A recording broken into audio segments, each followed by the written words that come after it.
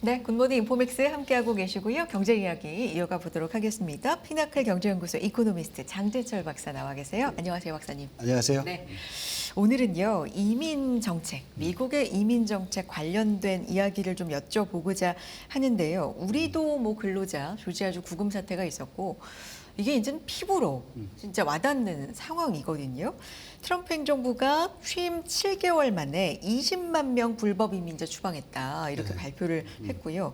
하루 평균으로 이렇게 봤더니 하루에 1,000명씩 이제 추방을 한 셈이 됐어요. 총 평균으로 따지면 목표로 하루에 3,000명씩 연간 100만 명 추방하겠다. 목표는 이제 이런데 지금 속도로 가면 이제 취임 사실 초기라고 할 수 있으니까 뭐 될 수 있을 것도 같고 어떻게 보십니까? 사실 100만 명은 사실 상징적 의미라고 생각을 합니다. 그만큼 트럼프 행정부에서 불법 체류 이민자들에 대한 단속을 강화하겠다는 의미로 볼 수가 있고요. 네. 지금 말씀하신 대로 여태까지 한 20만 명을 추방을 했다고 하는데 해안이나 국경까지 다 하면 한 35만 명 된다고 합니다. 그리고 6월 초에는 하루에 약 한 1,200명까지 추방을 했었는데 최근에는 이게 800명 수준으로 줄었다고 그래요. 그러니까 아무래도 이 목표를 크게 잡았는데 추방하는 숫자가 작으니까 조지아주에서 있었던 아마 그런 어떤 구금 사태도 좀 마음이 급하니까 있지 않았나 이런 생각이 들고요.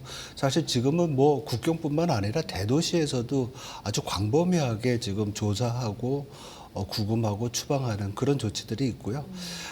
이렇게 보면은 좀 이렇게 노력함에도 불구하고 100만 명에 대한 달성을 좀 어렵게 생각하는 이유는 미국이 지금 가지고 있는 구금 시설에 대한 어떤 제약이 있는 것 같아요. 예, 그래서 하루만 한 6만 명 정도 수용을 한다고 하는데 이게 지금 뭐 계획에 따르면 이게 2배로 더 늘려야 되는 상황이 아닌가. 이 100만 명을 하려면. 시설을요? 그렇죠. 그런 상황도 있고 또 법적 절차도 있다고 그래요. 사람을 구금하고 또 추방하는 데 있어서 인권 보호 조치가 있는데 이게 짧으면 한 달, 길으면 6개월 정도 시간이 걸린다고 합니다. 그리고 가끔은 이제 이 구금되고 추방되려는 이런 불법 노동자들이 청원을 거부하거나 뭐 어떤 뭐 정치적 이슈를 댄다든지 이럴 경우에는 또 소환도 어려운 그런 또 여러 가지 절차가 있어서 100만 명 달성은 사실은 좀 굉장히 좀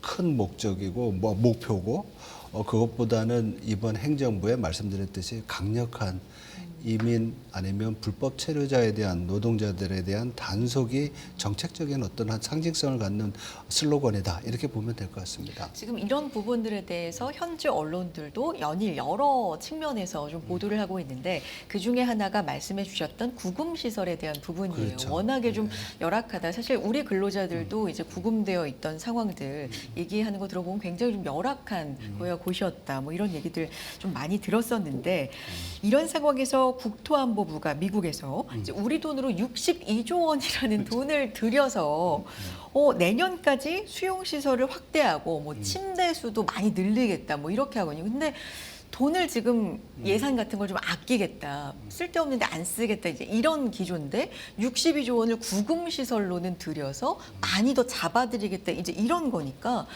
어떤 의도를 갖고 있는 건지도 참 궁금하고요.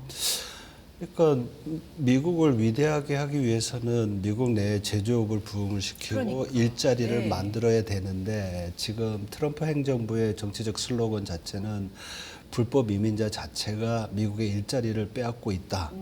이러한 어떤 조건이 형성이 되니까 이거를 해결하기 위해서는 그리고 사실 정치적인 어떤 지지를 받는데 상당히 또 좋은 그런 슬로건이었잖아요. 그러니까 강하게 나갈 수밖에 없는 거고 말씀하셨듯이 이렇게 대규모 자원을 투입하는 이유는 아까 말씀드렸듯이 지금 하루 평균 한 6만 1,000명 정도 수용을 하고 목표 시설 전체로 보면 6만 5천 명 정도를 수용할 수 있다고 그래요. 근데 이게 전국적인 평균이니까 일부 지역에서는 이게 초과하는 데가 있죠. 한 시설에서 뭐 100명 이상 넘으면은 뭐 보호하거나 이럴 때 문제가 생기잖아요. 네. 특히 임시 구금 시설이라는 게 있는데요. 거기는 단기의 어떤 구금 시설이기 때문에 침대가 없대요. 근데 이런 데 많은 사람들이 들어가 있으니까 뭐 위생 문제 또 아니면 뭐 먹는 문제 이런 것들이 발생이 되고 그 결과 이제 아무래도 여기에 대한 예산이 필요하니까 예산을 2배 정도 예산을 더 투입해서 어떻게 보면은 지금 뭐 이민세관 집행부 아니면 조사국 여기에 대한 그 버짓을 1년 동안 3배 늘렸대요. 그래서 이 구금 시설을 약 한 하루 평균 11만 개, 12만 개, 2배 정도 늘리려는 그런 노력을 하는 거죠. 예. 집권 초기부터 사실 테슬라 머스크 CEO한테 어떤 정부 자리를 주면서 필요 없는 것들 좀 예산을 많이 줄이고 네네. 잘라 뭐 이런 부분을 임무로 굉장히 중요하게 줬었는데 그만큼 이제 필요 없는 걸 이제 안 하겠다는 건데 이쪽으로 이렇게 많이 투자를 하겠다는 건 이건 정말 필요하다라고 느끼는 것 그렇죠. 같아서 예, 그렇죠.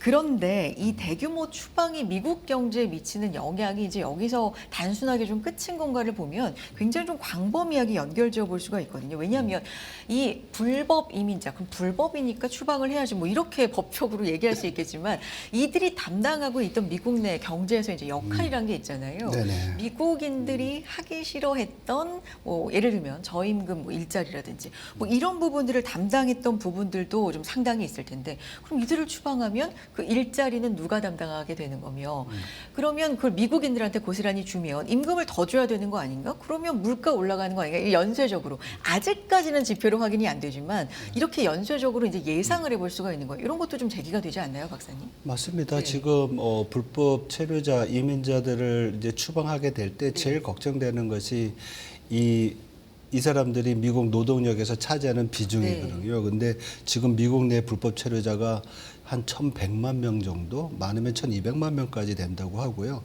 그 중에 830만 명 정도가 실제로 노동력에 이제 참가하는 그런 상황이죠. 그리고 농업 부분에 대해서는 이 비중이 굉장히 큰데, 농무부는 불법 체류자들이 농산물 생산의 약 한 40% 정도를 차지한대요. 그리고 건설 부분은 10%, 그리고 노인 돌봄, 요양 이쪽 부분에 대해서는 7%.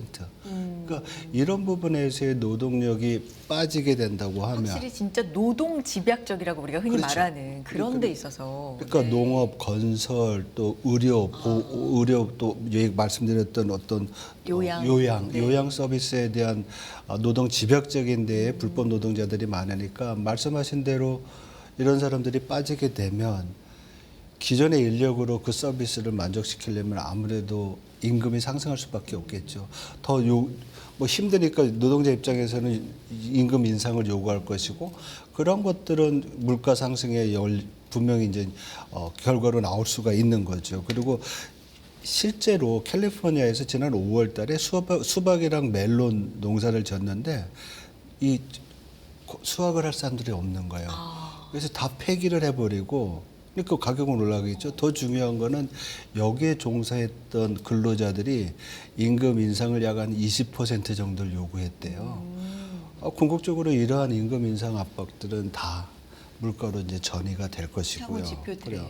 네. 더 중요한 건 어떻게 보면 우리 조작 그 사태에서도 우리가 느꼈지만 숙련 노동자들이 이제 불법 이민자들에게도 불법 노동자라도 숙련도가 높은 사람들이 있잖아요. 이런 사람들이 이제 추방되게 되면 사실 그 분야 내에서의 어떤 생산성이 떨어질 수가 있잖아요. 그러니까 결국 생산성 떨어지면 경쟁력이 떨어지는 것이 될 수가 있고 그리고 중장기적으로는 이 이민자가 미국 경제에서 차지하는 비중이 노동시장에서의 어떤 노동력 공급 이외에도 전반적인 인구 거래는 게 이제 중요한데 지금 이민이 이렇게 지장을 받게 되면 2030년대부터는 이민자 없이는 미국 인구가 어떻게 보면은 줄 수 있는 그런 상황이죠. 그래서 우리도 지금 고령화 이슈 가지고 문제가 되지만 미국도 마찬가지거든요. 그래서 고령화 관련된 어떤 인구 감소의 그 부작용을 극복하기 위해서는 이민 노동자가 필요한데 이런 식으로 이민 노동자에 대한 어떤 미국의 유입 자체를 막거나 미국으로 가려는 인센티브를 축소시키면 미국의 장기적인 잠재 성장력에도 문제가 될 수 있는 그게 굉장히 단기적인 것뿐만 아니라 장기적으로도 복합적인 문제를 발생할 수 있는 그런 요인이라고 보고 있습니다. 여기에서 이제 실제로 영향이 나타난다라고 해서 좀 짚어지는 부분 중에 하나가 히스패닉계 소비가 위축되고 있다. 뭐 이런 부분이거든요. 근데 이제 우리나라 측면에서 봤을 때는 뭐 어디 개 소비가 어떻다. 어디 개 뭐 맞아요. 인종이 뭐 경제가 어떻다. 이런 구분을 하는 게 약간 이제 낯선데 히스패닉계 소비가 위축된다라는 게 미국에서는 좀 중요한 의미인가요? 그렇죠. 미국에서 히스패닉계의 인구 그 비중이 20% 정도 된다 그래요. 그래서 전체 약 한 7천만 명 정도 되고 이 사람들이 히스패닉계가 1년에 소비하는 규모가 2조 4천억 달러 정도 된대요. 근데 전체 미국 소비 비중에서 약 한 18% 정도. 그러니까 어떻게 보면 비중도 작지가 않죠. 근데 더 중요한 것은 그동안 미국의 소비의 어떤 증가 추세를 봤을 때 인종별로 봤을 때 네네. 히스패닉계의 소비 증가가 아니면 그 모먼텀이 증가하는 모먼텀이 백인이랑 아시안 뭐 이런 흑인보다 높았대요. 근데 처음으로 지난 상반기 때 조사에 따르면 증가율이 뭐 전년에 뭐 4% 증가했다면 0.8% 상당히 위축돼 있고 더 중요한 거는 백인들 소비 증가율보다 하회했대요. 이게 처음이랍니다. 네.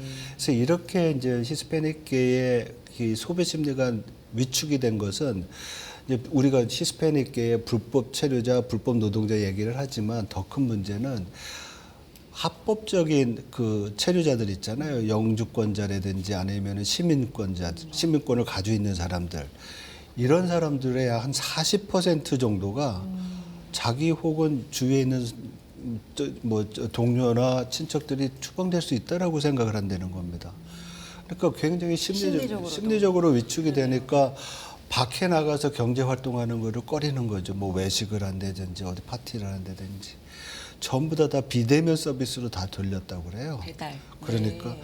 이렇게 소비 패턴도 변하게 되는 거고 또 뭐 밖에 나가서 안 쓰니까는 내구재 뭐 서비스 이런 부분에 대한 수요가 주니까 미국 경제에서도 지금 소비가 점차 둔화되고 있는데 이런 소비의 둔화 아니면 약화를 더 가속시킬 수 있는 요인도 될 수 있는 거고 그러다 보니까 또 히스패닉들이 많이 쓰고 있는 소비재 기업 실적들이 나빠지고 있고 그래서 이것들이 이제 점진적으로 앞에서는 이제 물가에 대한 얘기를 했었지만 이게 내수 경제와 기업 실적까지 나오면서 전반적으로 좀 안 좋은 거시 경제 전체적으로 부정적인 영향이 이제 점차 가시화되고 있지 않나 이렇게 보고 있습니다. 뭐 이 시간에 모든 걸 다 짚을 수는 없겠지만 대표적으로 뭐 인종에서는 히스패닉계 뭐 이런 게 좀 나타나고 있고 지역으로 보면은 대표적 사례가 또 캘리포니아인데 캘리포니아 경제 규모도 이제 단독으로 봐도 굉장히 크잖아요. 예, 4조 달러라고 하더라고요. 그러니까요. 그런데 이게 만약에 불법 체류 이민자들이 모두 추방된다면 이건 가정이지만 GDP에서 최대 2,780억 달러 증발할 수 있다 이런 분석이 있어요. 이거 엄청난 거잖아요. 그렇죠. 그러니까 모두 다 나갈 수는 없겠지만 이게 어떻게 보면 이 불법 체류 노동자들의 경제에 대한 기여도가 이 정도 된다는 거잖아요. 그리고 이 규모가 어떻게 보면 뭐 캘리포니아 주 GDP의 약 한 7% 정도 되고 우리나라 GDP가 2024년 기준으로 1조 9천억 달러예요. 여기 약 한 15% 됩니다. 그리고 2,700억 달러면 그리스 GDP 정도 돼요. 한 나라에. 그리스보다 높고 핀란드 정도 돼요. 그리고 도요타 시가총액 정도 됩니다. 그러니까 한 나라, 유럽의 한 나라의 그 GDP만큼이 없어진다고 보는 거죠. 그렇게 들으니까 훨씬 더 체감이 되네요. 엄청 큰 거죠. 그 부정적인 요인들이. 그리고 이제 특히 이게 이제 캘리포니아 같은 경우에는 농업 부분에 대한 불법 체류자들이 많다고 그랬잖아요. 지금 보면은 캘리포니아 노동 인구의 8%가 불법 체류 노동자라고 그래요. 그리고 노동력, 농업 노동력의 약 한 16%, 그리고 건설 노동력의 14%인데 이 사람들이 다 추방된다고 하면 농업의 GDP는 14%가 감소하고 건설은 16% 감소한대요. 그래서 가정적인 얘기를 자꾸 이제 드리는 거는 이 불법 체류 노동자들이 미국의 일자리를 빼앗는다는 부정적인 그런 요인도 있지만은 이 정도 경제에 어떤 기여를 하고 있다는 점을 간과해서는 안 된다는 메시지를 보내는 것 같습니다. 그래서 이게 전반적으로 뭐 다 추방된다 이런 거는 좀 극단적인 어떤 그렇죠. 가정이지만 그러니까 어쨌든 이만큼의 기여가 있기 때문에 이게 흔들린다면 어느 정도 파급 영향이 있을 수 있다. 그렇죠. 그러니까 네. 우리가 좀 긍정적인 면도 불법 체류 노동자들이 미국 경제에 기여하는 부분도 부정적인 요인들보다 있다는 것을 봐야 되는 거고요. 그래서 제도적인 어떤 개선이 필요한 점이 여기서 시작되는 것 같아요. 그래서 이제 우리 근로자들 조지아주 구금됐다가 이제 어쨌든 무사히 귀국을 하긴 했습니다만 이게 굉장히 좀 충격적이었습니다. 여러 면에서. 저도 네. TV를 보면서 상당히 놀랬죠. 왜냐하면 사실 300명 이상의 한국 우리 국민들이 미국에서 그렇게 물론 뭐 법적으로 뭐 잘못된 부분이 있었겠죠. 따져볼 부분이 있다고 하더라도 몸을 그렇게 그렇죠. 결박하고. 더군다나 네. 미국이 원해서 우리가 그쪽에 투자를 한 것이고 물론 기업들 입장에서는 지속적으로 지속 가능한 이윤을 추구하기 위해서는 갈 수밖에 없었던 부분도 있었지만은 그 중에 일정 부분은 미국이 불렀던 부분이 있는 거잖아요. 그래서 다른 데도 아니고 조지아로 갔던 부분인데 거기서 그런 장관을 봤을 때는 이것이 미국과 한국과의 관계에 있어서 어떤 전환점이 있어서 이런 것인가 별 생각이 다 들더라고요. 그렇죠. 여러 가지로 여러 생각이 네. 많이 들었는데 어쨌든 우리가 오늘 지금 얘기하는 것처럼 이런 이민 문제나 아니면 불법 체류 노동자 이슈가 나온 거 사실 좀 이율배반적인 그런 생각들이 많이 들었죠. 들어와서 예. 건설도 해주고 뭔가 다시 뭐 조선업 같은 경우는 어쨌든 다시 위대하게 해줘 뭐 이런 것도 있고 여러 가지로 협력하자 들어와 공장 지어 이래놓고 근로자들을 잡아가고 그러니까 이런 것들이 좀 어쨌든 단순하게 봐도 이율배반적이다. 그러니까 우리 이코노미스트들이 미국에 네. 투자를 했을 때 첨단 산업을 많이 투자를 네. 하잖아요. 그리고 그 부분이 미국에서 원했던 부분이고. 그래서 시설 투자를 했을 때 우리가 걱정했던 거는 그런 거였거든요. 이러한 시설을 소위 말해서 미국 내에서 경쟁력 있게 생산해낼 수 있는 노동자가 있을 것인가. 그거를 걱정했었어요, 사실은. 근데 요번에 구금된 우리 노동자들을 보면 그 시설 자체를 만드는 아주 전문적인 노동자들 있잖아요. 이거는 맨 미국에는 그런 시설도 없었으니까 그런 노동자도 없었을 거 아니에요. 그래서 이런 노동자들에 대한 대우를 물론 법적인 문제는 있지만 모든 것을 다 빨리 잘하기 위해서 일단 했던 부분인데 여태까지 좀 관행적으로 인정을 하다가 요번에 된 문제가 우리가 앞에서도 얘기했지만 굉장히 앰비셔스한 야심 있는 100만 명 추방에 대한 어떤 그것 때문에 그런 게 아닌가 이런 의심을 하지만은 사실 이러한 어떤 이벤트에 대한 미국 내에서의 평가도 뭐 지금 외교 전문지인 포린 폴리시에서는 미국이 자책골을 넣었다 이런 평가를 하잖아요. 그리고 여러 언론에서도 말씀드렸듯이 시설을 만들면 뭐 하냐 가서 일할 사람이 없는데 이런 평가가 계속 나올 수밖에 없는 거죠. 자책골이라는 뭐 현지 표현도 있다 말씀해 주셨지만 우리뿐만 아니라 일본, 대만, 독일 같은 어쨌든 대미 투자를 약속했거나 준비하고 있거나 이미 들어가 있는 그런 나라들도 걱정이 될 수밖에 없죠. 예, 굉장히 중요한 거 짚어주신 거죠. 네. 왜냐하면 그런 나라들, 우리나라를 비롯해서 일본도 그렇고 대만도 그렇고 투자를 해야 되는데 투자 환경이 조성이 안 되는 거잖아요. 그러니까 미국 투자에 대한 신뢰도가 약화되는 거니까 이 부분은 다시 우리가 한번 점검해 봐야 되는 그런 부분이 아닌가 이렇게 생각을 합니다. 물론 이런 부분에 대해서 이제 시간이 좀 지나면서 트럼프 대통령도 이런 언급을 뭐 소셜 미디어를 통해서도 하고 있습니다. 대미 투자 기업도 환영하고 직원도 환영하고 해외 전문 인력들, 전문가들의 미국 훈련을 원한다. 그러니까 미국인을 좀 훈련해줘. 이런 거를 이제 약간 이제 수습 의미로 계속적으로 말도 하고 뭐 소셜 미디어에도 남기고 뭐 이런 부분도 있는데 어쨌든 현지 평가 뭐 자책골이라는 표현도 해주셨지만 이게 굉장히 딜레마 충돌하는 부분이잖아요. 우리가 계속 얘기한 들어와서 훈련도 해주고 공장도 짓고 여기서 제조를 활발하게 해놓고 뭐 인력을 쫓아내는 이런 현상이 굉장히 충돌하고 있는 부분인데. 그러니까 제일 큰 문제는 미국에서 필요한 노동 인력은 미국이 생각할 때는 뭐 예를 들면 대학 졸업을 한 전문직 종사자들의 이민을 원하는 거죠. 그거를 주는 비자가 H1 비자잖아요. 근데 그 비자는 또 정치권에서는 이거 주면 와가지고 미국의 일자리 뺏는 거야. 그런 이제 어떤 충돌의 어떤 문제가 있었거든요.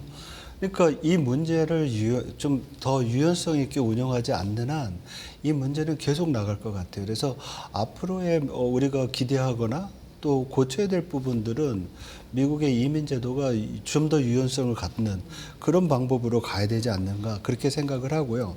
그리고 H1B 비자는 전문직이라고 그랬잖아요. 근데 H2B 비자 같은 경우에는 이게 단기 비농업 임시직 종사자예요. 그래서 지금은 뭐 건설, 조경, 호텔 이런 쪽이지만은 우리가 이제 제조업 부분에 필요한 임시직. 지금도 보면 어떻게 몇 개월 내에 굉장히 전문적인 하이테크 시설을 설비하는 사람들, 노동자들이 들어갔었던 거잖아요. 그래서 이러한 H2B 비자를 좀 더 확대한다든지 그리고 더 중요한 것은 투자를 유치할 때 미국이 투자랑 인력을 패키징으로 해서 이번에 얼마큼 투자를 하면 여기에 맞는 전문직 인력이 뭐 일정 기간 동안에 몇 명이 들어와서 일할 수 있는 이런 패키지 같은 것도 필요하다고 생각을 하고요. 호주나 캐나다 같은 경우에는 이런 단기 비자 같은 거를 되게 새로 만들거나 운영하는 데 성공했다고 그래요. 그래서 이런 부분도 좀 미국이 참고를 하는 게 필요하지 않나 이렇게 생각을 듭니다. 그 앞서 말씀드린 이제 트럼프 대통령도 약간 뭐 수습이다 뭐 이런 평가도 있지만 어쨌든 환영한다. 들어와서 좀 훈련 좀 시켜주라 이런 얘기를 이제 하고 있는 게 그리고 지속적으로 이런 얘기는 했었어요. 뭐 구금이 됐던 그 직후에도 그러면 이제 근본적으로 드는 의문이 교육을 시켜줘. 들어와서 숙련 인력이 우리 인력들을 좀 훈련을 시켜줘 할 만큼 그들은 그런 능력이 없는 건가라는 게 이제 우리 국민들 입장에서는 근본적으로 좀 궁금해지기도 하는데 어느 정도 상황인 거예요? 그러니까 전문직 노동자들에 대한 부족은 엄청 많은 것 같아요. 전문직 노동자 부족. 그렇죠. 그러니까 예를 들면은 우리가 이제 보통 스템이라고 얘기하거든요. 과학, 그러니까 사이언스, 이 엔지니어링, 기계공학, 그리고 M하면 수학, 그리고 뭐 또 기술, 과학기술, 테크놀로지, 스템이니까 T가 있잖아. 과학기술, 공학, 수학 이런 인력이 전문적이고 아주 첨단 기술에는 필요한데 반도체 같은 경우에는 미국 반도체 협회에서 조사해 보면 2023년에는 약 한 앞으로 뭐 5년, 10년 동안에 약 6만 개 정도의 일자리가 숙련 노동자가 더 부족할 것이다 그랬는데 올해 조사한 거에 따르면 14만 개가 부족하다고 얘기를 하는 거예요.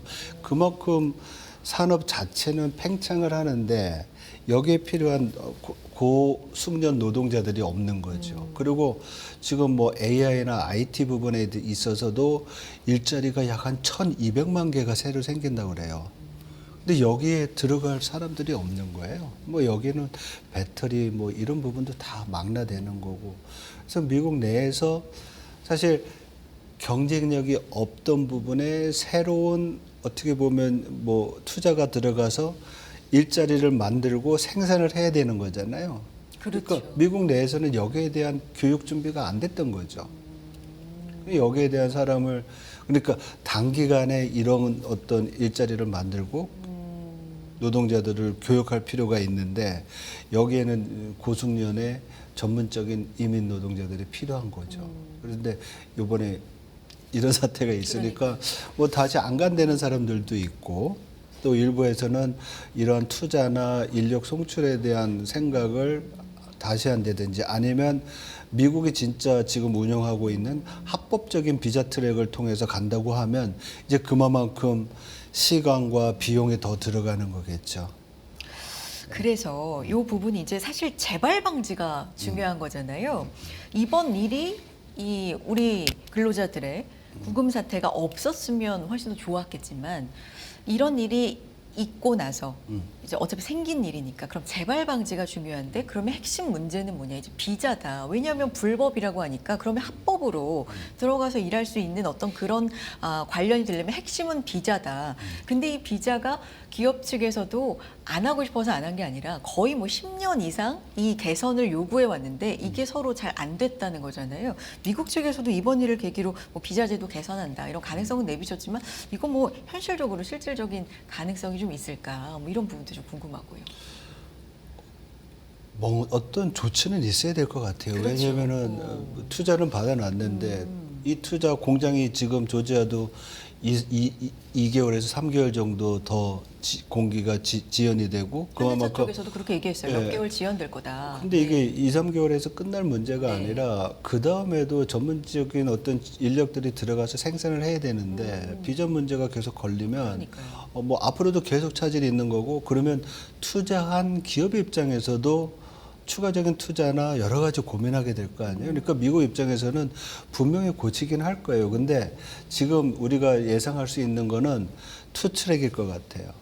필요한 부분에 대해서는 유연성을 발휘를 하지만은 우리 지금 앞에서 얘기했던 뭐 농업이라든지 건설이라든지 의료, 요양 서비스 이런 부분에 비숙련 노동자나 아니면 이런 부분에 대한 입국이나 비자 발급은 상당히 제한적으로 갈 가능성이 크지 않나 이런 생각을 합니다. 그래서 만약에 이게 된다고 그러면 앞에서 말씀드렸던 대학 졸업 이상의 전문 직종의 이민 노동자들 H-1B 비자를 좀 더 유연하게 운영할 수 있는 그런 부분이 될 수 있고요.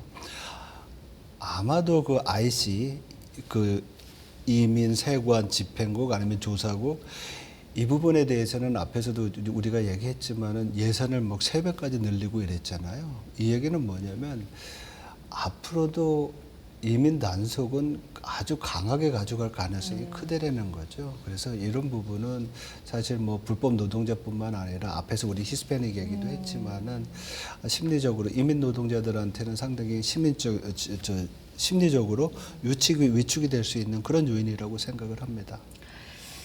그렇군요. 사실 뭐 어제 관세 관련된 부분도 우리는 좀 교착 상태에 미국과 예, 있고 일본 같은 경우는 오늘부터 해서 뭐 자동차 같은 경우는 15% 관세로 주는데 우리는 아직 25니까 우리가 10%더 물게 된다. 관세를 내게 된다. 뭐 이런 부분 비롯해서 정부 측에서도 미국과의 협상은 이제 뉴노멀이라서 건건이 계속 지속적으로 짧은 시간보다도 지속적으로 좀 합의를 해야 된다라는 얘기하고 있는 만큼 생각할 게 너무 많은 것 같아요. 오늘 얘기한 부분 생각할 수 비롯해서. 있는 부분도 네. 있지만은 3,500억 달러에 대한 그 투자뿐만 아니라 그 운용에 대한 것들 여러 가지로 정부 입장이나 우리 기업들이 생각할 부분이 많은 것 같아요. 그리고 미국의 뭐 전문 이코노미스트 얘기했을 때 과연 그걸 투자하는 게 낫느냐 아니면 관세를 무는 게 낫느냐. 미국에서도 미국에서도 그런 네. 얘기가 나올 정도니까 굉장히 신중하게 결정할 필요가 있을 것 같습니다. 그리고 네. 우리뿐만 아니라 일본은 했지만 또 유럽도 있고 EU도 있고 다른 나라들도 이제 있으니까